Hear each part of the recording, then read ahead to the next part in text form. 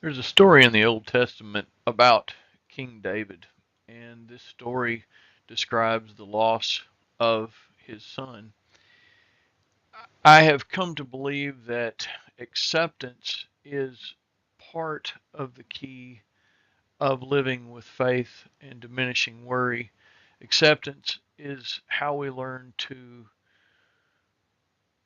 live for today, accept life on life's terms, and move on. So, I want to talk about living beyond the crisis just for a few minutes. And in this case, I'm talking about the death of a loved one, but it could just as well be the loss of a relationship. It could be a divorce. 2 Samuel 12:19 through 20 says this: When David saw them whispering, he realized what had happened. Is the child dead? He asked. Yes, they replied, he is dead.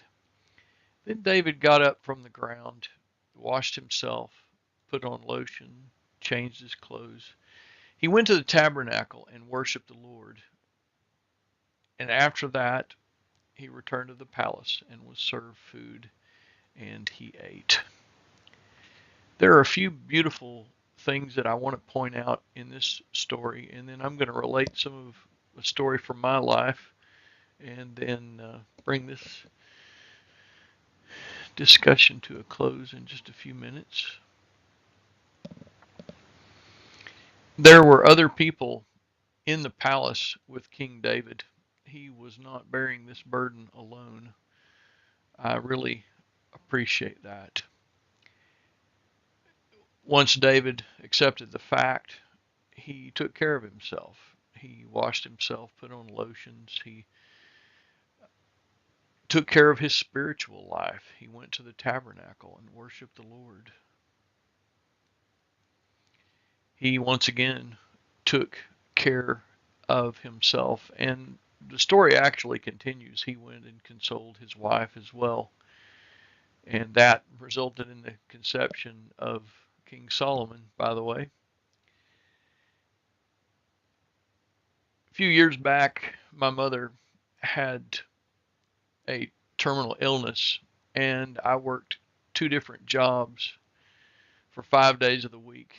And then I traveled 200 miles, worked midnight shifts with relieving other family members, spending time with my mother in hospice care. And this went on for month after month after month. I was literally exhausted. I was not eating well. And once my mother passed, I realized that there were some things that I needed to pay attention to. Some of the things I was able to pay attention to as I went along. For instance, the others who were with him. There were people from a local congregation who were so kind, specific people that spent time with us, consoling us, and then as a congregation, consoling my family, allowing us to have a memorial service for my mother after her passing in that location.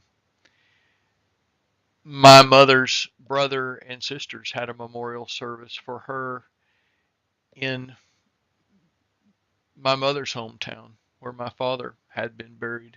So, one of the things that I love is a support system, whether it be church, a program, loving people. All of this is incredibly important for living through a crisis and beyond the crisis. I realized that I had simply not drank enough water. My eating habits had become very poor. I had slept on cots. I had slept on hospital furniture. I needed chiropractic care.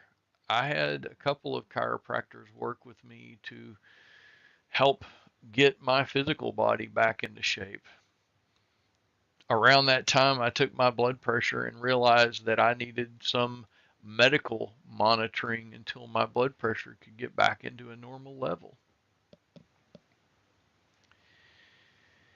There may be issues specifically that you will face. I think one of the key things is a lack of appetite. Doesn't matter what the crisis is. A lot of times it's important for family members to actually place food in front of the grieving people just to remind them to eat. Sleep is not always easy. So I am your brother in the struggle. My name is Brother Barnes, and I want you to think about this. I want you to take care of yourself. I want you to take care of your family members. And I'm proud of you for how you've taken care of yourself. And I'm proud of how you've taken care of your family members. I am not giving you any advice. Take what you like and leave the rest. I am your brother in the struggle. I keep saying that, but it is the truth. I love you. I want you to keep coming back. Please comment in YouTube. When you comment, it creates a community, and please pass this information on to like-minded people. I'm very sure that I have not covered all of the elements of living through and after a crisis, but I really felt like that I wanted to say something about this because there are other elements that must be addressed besides the crisis at hand. Grace and peace, brothers and sisters.